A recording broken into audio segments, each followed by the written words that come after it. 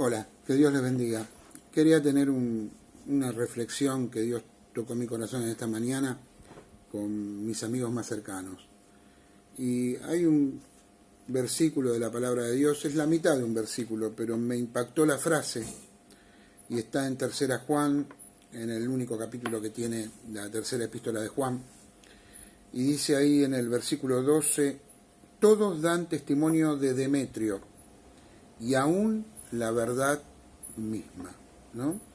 Acá aparece un personaje en la palabra de Dios que no se ve mucho, no se sabe mucho de él, de Demetrio, pero esta frase lo pinta de cuerpo entero, ¿no? Dice el apóstol Juan, todos dan testimonio de Demetrio y aún la verdad misma. Acá se le da como una personificación a la verdad, como si la verdad pudiera dar testimonio de una persona. Esto es muy parecido a lo que sucede en el libro de Proverbios, donde se le da a una persona la sabiduría y se le hace hablar a la sabiduría. Pero yo pudiera pensar un poquito más, porque ya en el Nuevo Testamento se considera a Jesús como la verdad, ¿no? Y podríamos también tomar esto como que Jesús mismo da testimonio de la vida de Demetrio, porque Él es la verdad.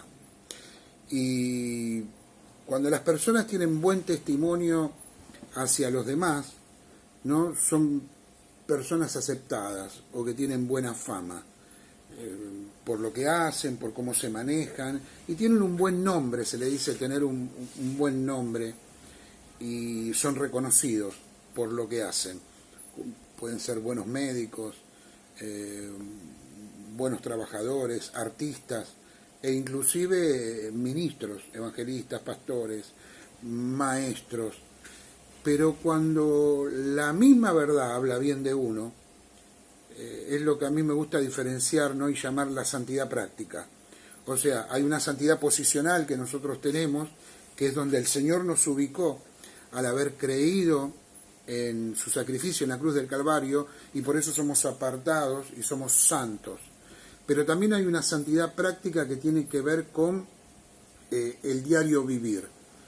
Demetrio tenía esa clase de santidad práctica, ¿no? Él no solo era un santo porque había sido apartado y había conocido al Señor, sino que también en su manera de vivir, él daba testimonio y era reconocido por los hombres y también por la verdad misma. La pregunta en este fin de año es, ¿tenemos nosotros esa clase de santidad? Y la respuesta no la van a dar los demás, porque no tiene que ver con la fama que tengamos hacia los demás. Aunque eso puede darnos un indicio. Si especialmente nuestros familiares o nuestros seres más cercanos, amigos, hablan bien de nosotros, puede ser un indicio de que haya en nuestra vida una santidad práctica. Pero también puede ser un indicio de que seamos buenos actores. El indicio y el veredicto final lo da Dios. ¿Tenemos buen testimonio ante Dios?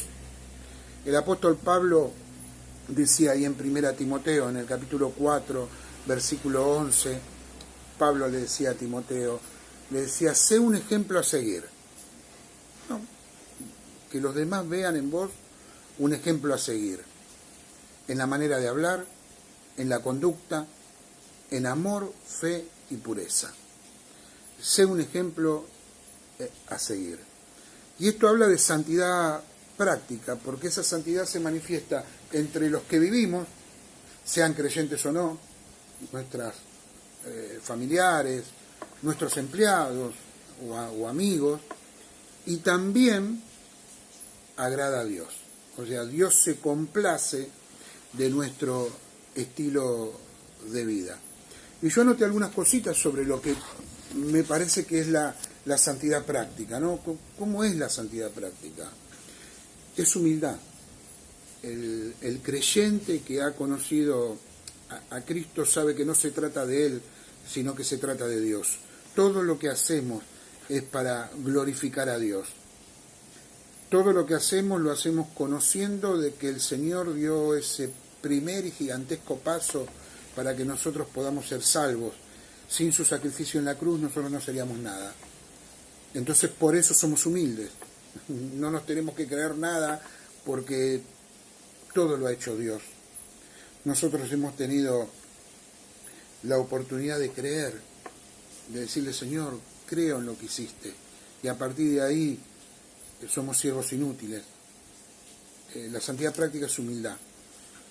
También la santidad práctica tiene que ver con cumplir la palabra, no cumplir con la palabra. Cuando uno empeña su palabra, la Biblia dice el que sí y amén, ¿no?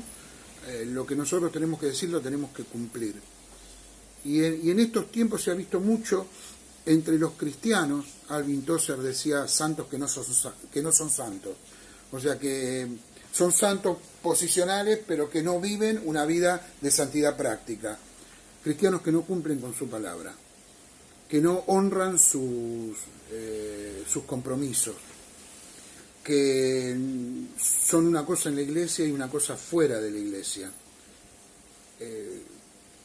que dicen sí, pero al sí no le sigue un amén. O sea, no se habla con la boca, pero no se cumple con lo que se dice. También el que es santo de manera práctica sabe pedir perdón.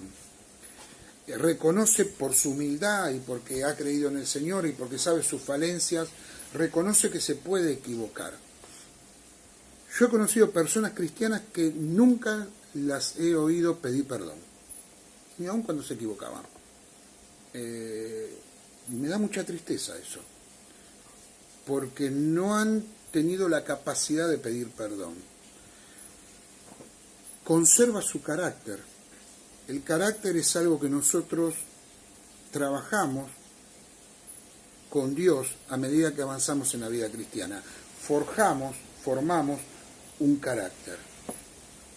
Un carácter que nos lleva a parecernos a nuestro Señor, a vivir como nuestro Señor, a ser imitadores de Cristo.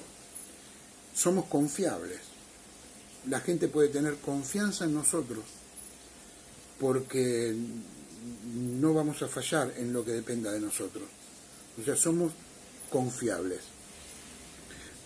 El santo práctico tiene necesidad de la necesidad de su prójimo. Es alguien que tiene sus ojos atentos a la necesidad. Siempre me gusta citar ese versículo de Antioquía, en Hechos capítulo 11, la iglesia de Antioquía, cuando se enteraron de que los hermanos en Jerusalén estaban sufriendo, decidieron enviar una ofrenda e inmediatamente después el versículo dice, lo cual en efecto hicieron. O sea, vieron la necesidad y obraron. Hay verdad en sus palabras. El santo práctico tiene verdad en sus palabras. Siempre dice la verdad.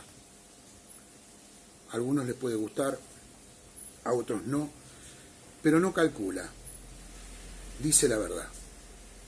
La palabra de Dios nos enseña que debemos decir la verdad. Especialmente cuando esa verdad puede molestar a nuestra fama y a nuestro buen nombre, ¿no? y a ser valorados por los demás. La verdad ante todo. Es misericordia la santidad práctica. Nosotros tenemos misericordia por el que sufre, por el que ha caído, por el que está mal. Somos hermanos de nuestros hermanos en todas las necesidades. También la santidad práctica no busca excusas, acepta la culpa, aprende de los errores que traen sabiduría a nuestra vida. Cuando nosotros nos equivocamos, cuando nosotros erramos al blanco, cuando nosotros pecamos, aceptamos que hemos pecado, nos arrepentimos ante el Señor, somos redimidos y aprendemos de esos errores que nos traen sabiduría. el Señor nos ha enseñado en su palabra que debemos contar nuestros días para que traigamos sabiduría. O sea, ser en toda hora, en todo momento, ser enseñados por Dios para poder ser sabios. La pregunta es, ¿tenemos esa santidad práctica? ¿Somos santos de esa manera? Creo que a la Iglesia lo que le está faltando en este tiempo son santos que sean santos. Hombres y mujeres de Dios, que vivan como Dios quiere. Que su santidad se manifieste hacia las personas, pero a su vez que la misma verdad diga, estas personas, estos hijos, son santos. Si queremos tener esa santidad, ¿cómo hacemos? Tenemos que desearla, tenemos que desear agradar a Dios. Pero hay una ayuda extra que tiene el cristiano. El cristiano no es alguien que deja que Dios haga todo. Dios ha decidido que nosotros somos responsables por nuestra vida. Entonces debemos primero desear ser santos y después orar, llenarnos de su palabra y pedirle al Espíritu Santo, que es el Espíritu que nos conforta, que nos consuela, que nos da poder, que nos ayude, que nos llene para poder vivir en santidad. Que Dios los bendiga y que en este año seamos santos que son santos. Bendiciones.